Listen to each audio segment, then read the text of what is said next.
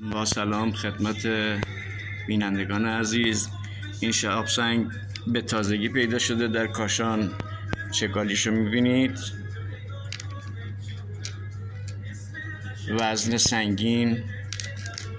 از هر طرف که امتحان بکنید چگالی بالایی داره و بالای 3 کیلو وزن داره.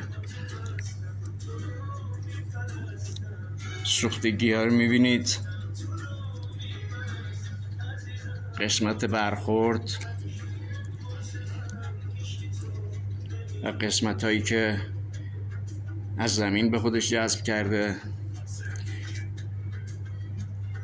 بسیار زیبا. و این قسمت رو ما برش دادیم به سختی، یعنی 3 تا سنگ فرز مصرف شد تا بشه این 1 ذره رو ما ازش جدا کنیم.